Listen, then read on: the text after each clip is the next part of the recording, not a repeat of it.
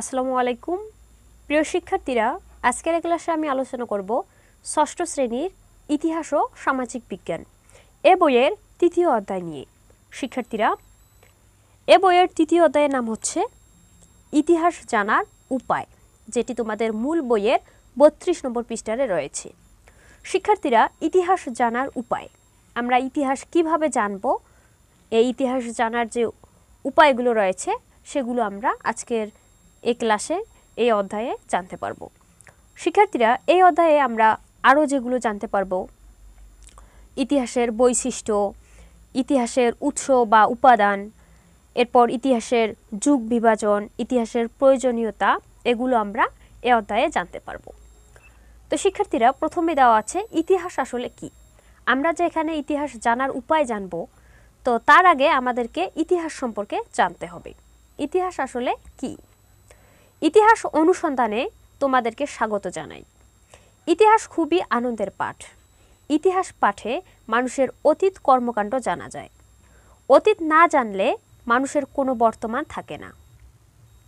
মানুষের ভবিষ্যৎ তার বর্তমানের উপর নির্ভর করে, আর এই বর্তমান গড়ে ওঠে অতীতে মানুষের অর্জিত নানান অভিজ্ঞতার উপর।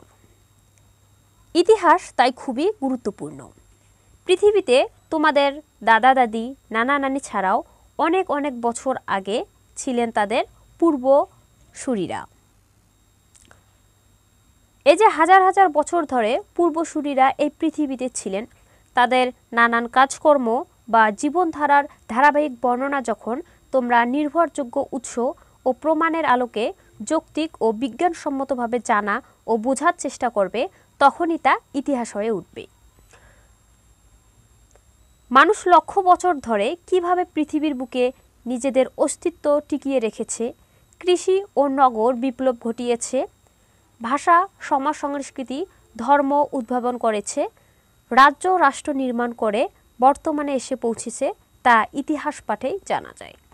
তো শিক্ষার্থীরা, ইতিহাসের যে বেসিক আলোচনা বা ইতিহাসের যে প্রাথমিক ধারণা, এটুকু আমরা এই পাঠে জানতে পারলাম। এই অংশে সহজভাবে যদি বোঝাই, তোমাদের যে দাদা দাদি বা নানা নানি আছেন, তাদের দাদা দাদি বা নানা নানি, তাদের দাদা নানি বা নানা নানি, অর্থাৎ অনেক বছর আগের বা তাদের পূর্বসূরীরা কিভাবে বসবাস করতেন, কি কি কাজকর্ম করতেন, কিভাবে জীবনযাপন করতেন, সেগুলো আমরা জানতে পারি এই ইতিহাসের মাধ্যমে।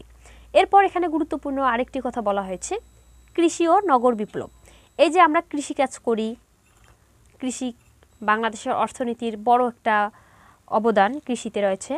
তো এই কৃষির বিপ্লব কিভাবে ঘটলো, কৃষিটা কোথা থেকে আসলো, এগুলো আমরা ইতিহাসের মাধ্যমে জানতে পারি। ইতিহাস পাঠ, ষষ্ঠ শ্রেণীতে ইতিহাসের বেশ কয়েকটি মজার পাঠ তোমাদের জন্য অপেক্ষা করছে। নিজেকে জানার জন্য, নিজের পরিবার, সমাজ, দেশ আর মানুষকে জানা ও বোঝার জন্য ইতিহাসের এই পাঠগুলো তোমাদেরকে সাহায্য করবে। তো শিক্ষার্থীরা, এই ইতিহাস সম্পর্কে জানার বা মানুষ সম্পর্কে জানার, বোঝার, পরিবার সম্পর্কে, সমাজ, দেশ, রাষ্ট্র সম্পর্কে জানার বা বোঝার জন্য ইতিহাসের বেশ কিছু পাঠ রয়েছে তোমাদের এই শ্রেণীতে, যেগুলো তোমাদের সাহায্য করবে এগুলো জানতে।